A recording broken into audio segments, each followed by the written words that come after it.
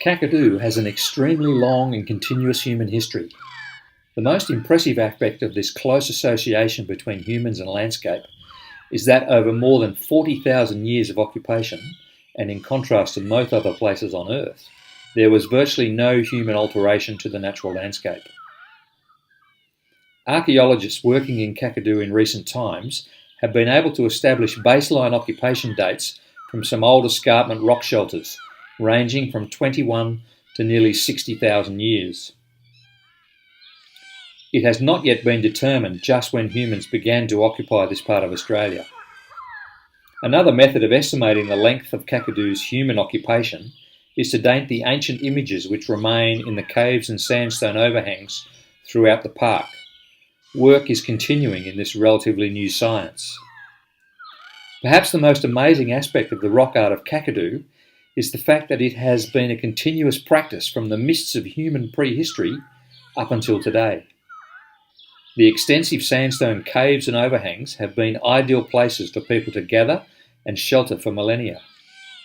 The resulting art galleries are today still protected by the descendants of the artists, Aboriginal rangers.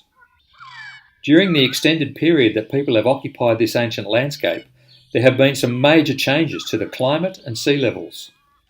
People have had to change as the climate became hotter and drier, and as sea levels dropped as much as 130 metres below today's level during the ice ages. There have been times when the ocean waves have broken against the escarpment walls, and times when Kakadu was hundreds of kilometres inland from the coastline.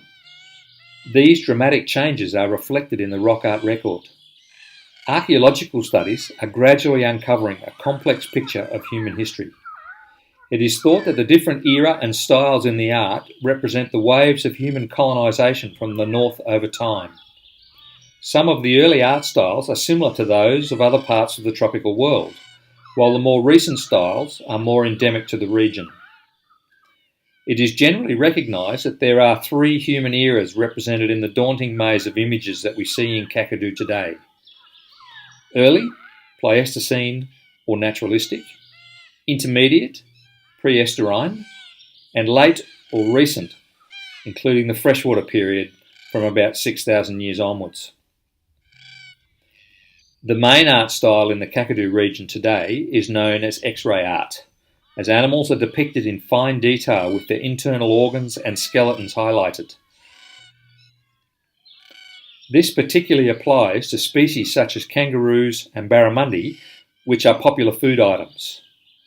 The most favoured edible parts and body fat reserves are often shown greatly enlarged. The deep meanings, symbolism and language conveyed by much of this ancient record is now lost. The art itself is slowly disappearing due to natural weathering processes and, in places, increased fire intensity. The Bining people of today proudly continue the traditions on bark in the modern X-ray style, but the long rock art era has died with the last traditionally born people.